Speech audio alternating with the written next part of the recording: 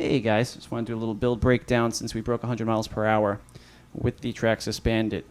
You see how I do it, 2, 3, 4S. This is just a little something different that I'm filming. Haven't done it before. We're just doing like what's kind of like on the workbench kind of deal.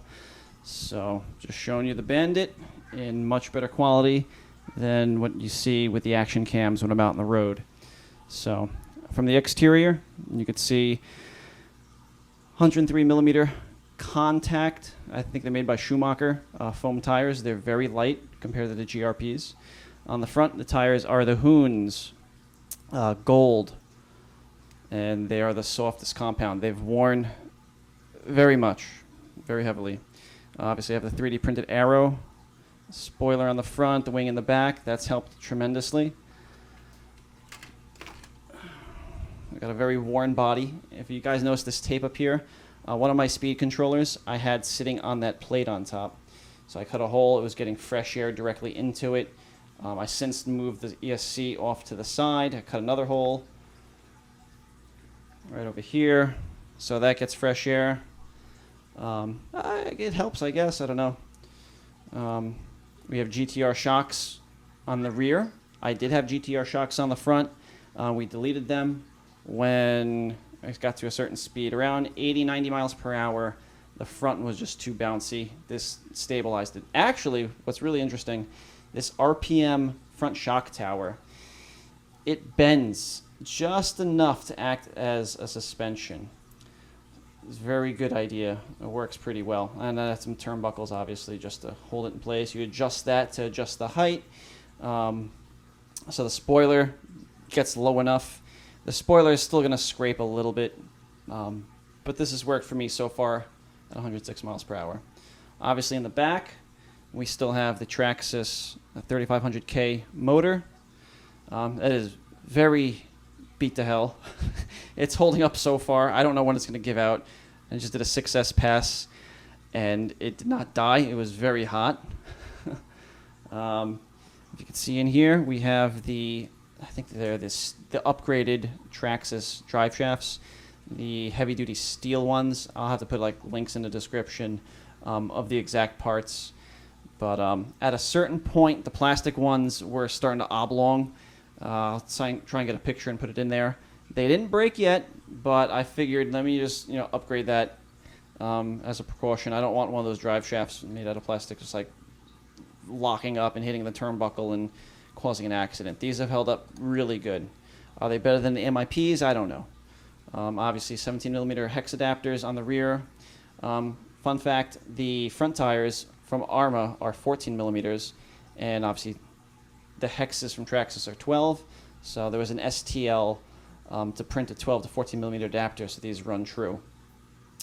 What else can you see from the exterior? I'm trying to look at the cameras. I'm doing this. I have an STRC aluminum bulkhead in the front. I at one point had an aluminum STRC bulkhead. After the crashes I went through 80 to 90 miles per hour, I noticed that one side was bent more than the other. So I don't think it's a good idea to be running aluminum at these speeds.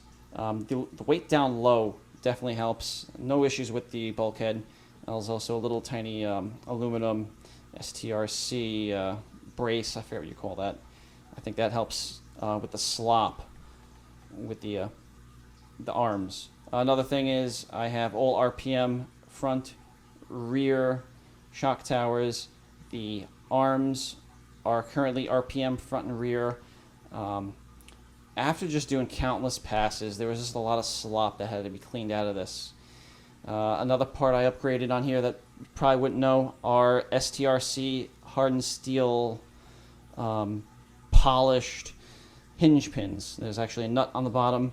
Those are tolerances on these are very nice. You don't have to worry about the little screw backing out. I actually have these on a few other Traxxas two-wheel drive vehicles. I love them. Let's take the body off. Okay, you can see that's the original body that I purchased when I bought this. It's seen better days. And here we are on the inside. Now, I have not broken a single part on here, except I did, it's over here, reach around, get this. The only part I actually broke, or worn out, I guess you could say, were GTR shock caps. I've worn those flat down to the screw, sliding upside down from like an 80-mile-per-hour crash. So that's the only part that actually broke. The shock towers in the front and rear were still good, but they were worn heavily, and you can still see there's a few scrapes up on top. Start with the front. I have the original top plate. I wanted to put a little body post in the front out of aluminum when I had an RPM bumper upside down. That was good up until around 80 miles per hour. We have the aluminum steering linkage underneath by Traxxas. It's a very good upgrade. Takes out a little bit of the slop. Talking about steering, there is a Power Hobby 400 mg servo, and just use the original linkage in there. It's a very good servo. Add a little bit more weight to the front as well. Another thing is I'm not running with any lead weights at all on this, or if you notice, no wheelie bar on the back. All that does is just slow you down. I figure I want this to be as light as possible, go as fast as I can. Obviously, wheeling is an issue, but with this 3D printed aero, I've actually kind of limited the need for that. Putting a wheelie bar on the back, that just puts more weight past that driving, that center axle, which you don't want. It could work for you. I went against what everyone else does, and I just went with 3D printed aero, and it works pretty good. Obviously, we have the Castle Mamba X ESC, 6S compatible, data logging. It's just in there with some double-sided tape. You can probably see all this Velcro on the side to help the body stay on. That last 106-mile-per-hour pass, when I came back, the body, you couldn't really see it because the action cameras I have, I'm going out doing this, are pretty cheap. So, but the body was pulled off on the side. So maybe the Velcro is wearing out, or maybe it didn't. The battery was kind of high. That probably had something to do with it and pushed the body out. Something to do with it. I don't know. We did away with the tie-down plate for the battery. I dremeled some holes, or some slots at the bottom, and used these straps to hold the battery down. I think that's much better than a little piece of plastic. You could strip that out. What else did we do? Radiolink. I'm running the, what is it called? I think the 7-channel. It's recommended for high speeds and speed running because you go further distance. It's pretty good. There's a lot of little things in there that more than I'll ever probably play with. But I have 2 antennas in there. One of them's just laying down straight, 90-degree angle to the main antenna. Because you have diversity. One antenna gets a signal better than the other. If this antenna is getting a signal better down there, that means the car is probably in the air upside down. But the idea is to have multiple antennas, better signal reception, kind of, and transmitting, receiving, blah, blah, blah. IC5 connectors, I use them on all my cars.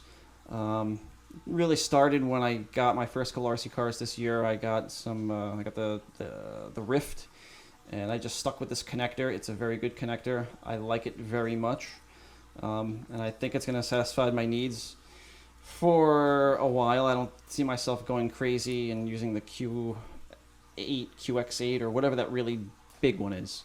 So, good enough for what I use it for. You can probably see a XT30 in here.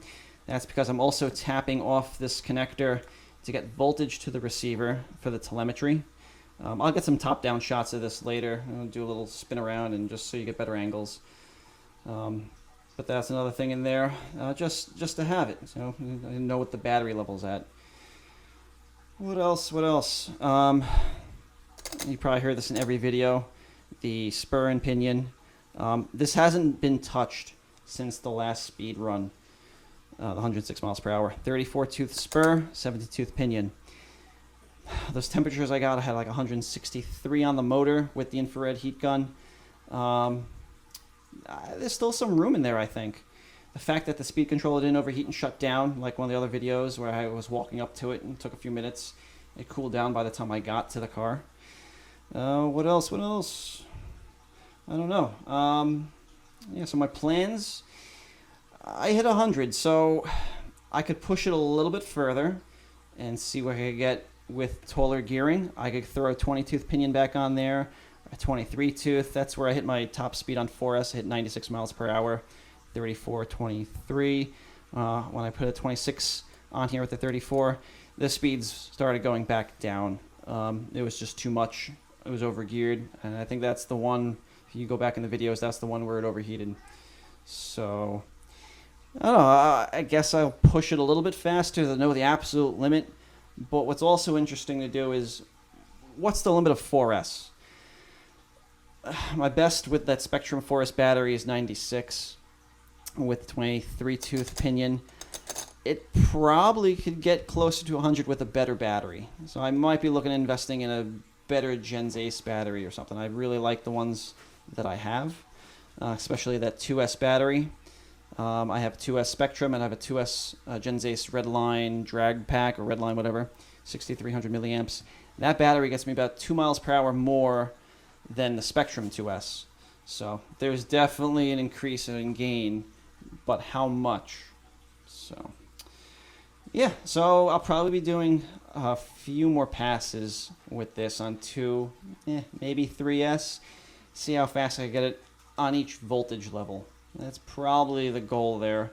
Other than that, I want to start sharing some new projects with you. So you might not see the Bandit as much. You're definitely going to see it coming.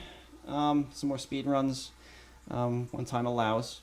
But yeah, this is the Bandit. I'll get you some aerial shots and other cool little stuff going on. All right.